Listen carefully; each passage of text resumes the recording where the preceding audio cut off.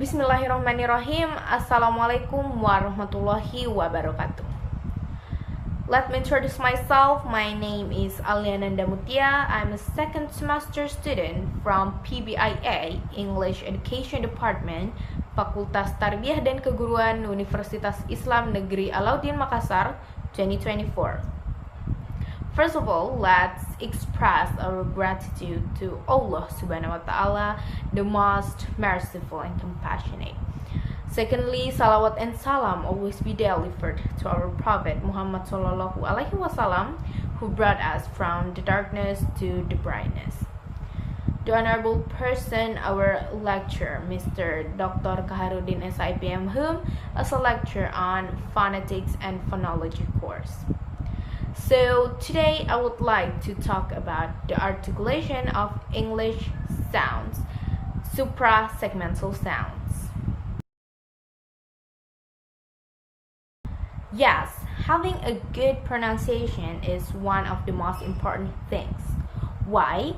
So based on Chomsky's theory, Chomsky argues that human born with LAD, or language acquisition device, which is the ability to understand and produce language based on universal grammar. And pronunciation plays an important role in here because basically pronunciation affects how clear and understandable our speak is so that people can easily understand what we are saying. And also, having a good pronunciation can reduce misunderstanding in conversation, and in addition, having a good pronunciation also can increase someone's confidence.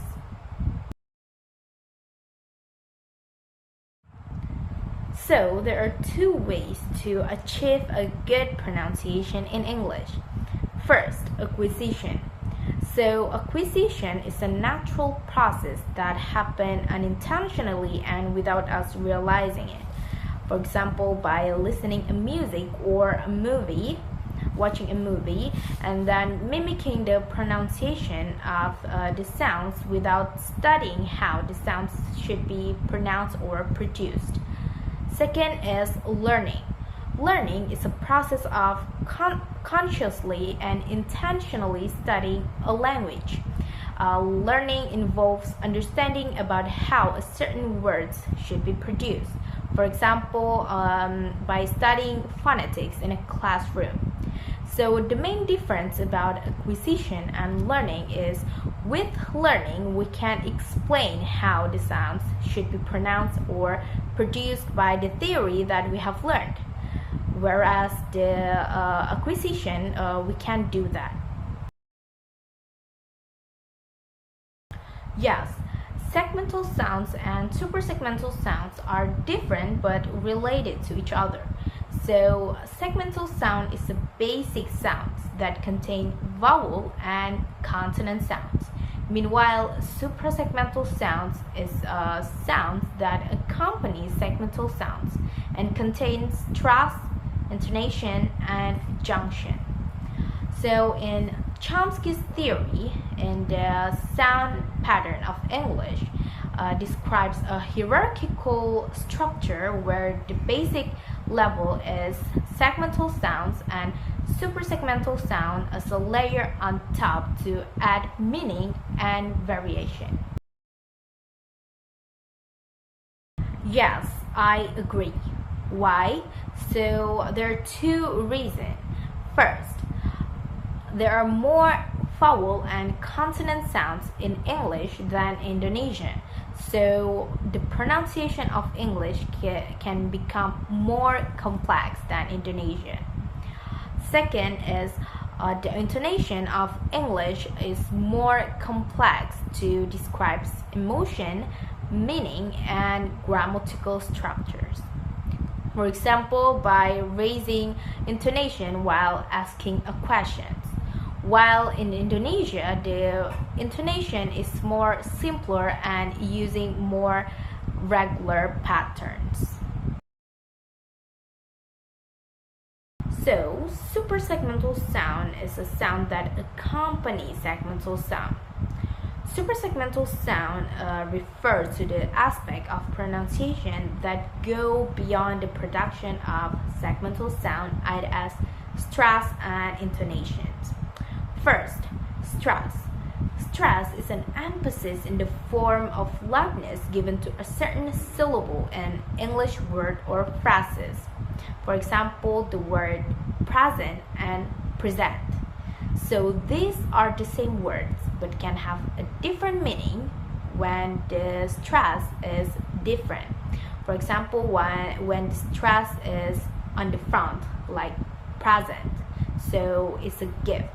But when the stress is on the back, like present, so it's to give something to someone. Second is intonation.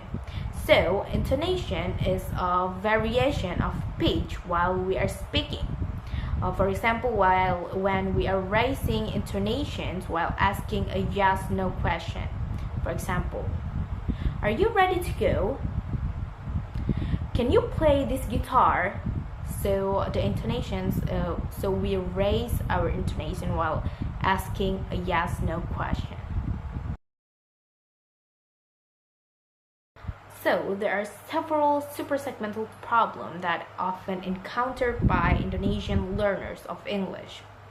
First, Indonesian learners may have struggled by using correct placement of stress in English words or phrases. For example, the word present and present. So Indonesian learners have difficulty distinguishing between present for gift and present for to give something to someone. Second is Indonesian learners may have struggled by using the right pattern of intonation in English. For example, while raising intonation when asking yes/no question. Because in Indonesia, the pattern of intonation is more regular and less varied compared to intonation in English. I think that's all from me. I sincerely appreciate all of your attention, and if there are any mistakes, I apologize previously. Wassalamualaikum warahmatullahi wabarakatuh.